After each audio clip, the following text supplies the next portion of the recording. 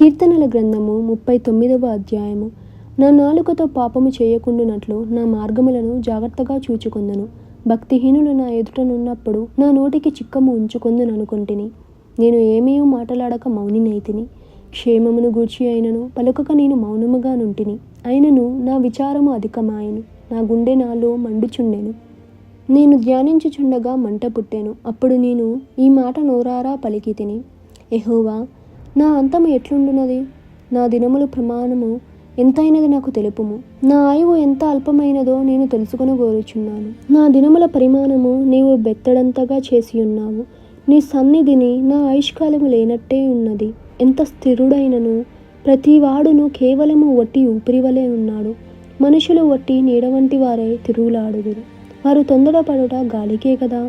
వారు ధనము కూర్చుకొందురు గాని అది ఎవనికి చేజిక్కునో వారికి తెలియదు. ప్రభువా, నేను దేని కొరకు కనిపెట్టుకుందును? నిన్నే నేను నమ్ముకొని ఉన్నాను. నా అతిక్రమములన్నిటి నుండి నన్ను విడిపింపుము. నీచులకు నన్ను నిందాస్పదముగా చేయకము. దాని చేసినది నీవే గనుక నోరు తెరవక నేను మౌనినైతిని. నీవు పంపిన తెగులు నా మీద నుండి తొలగింపుము. నీ చేతి దెబ్బల వలన నేను క్షీణించుచున్నాను.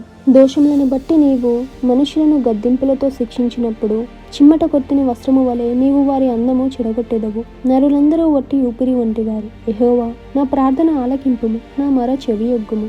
నా కన్నీళ్లు చూచి మౌనముగా నుండకుము.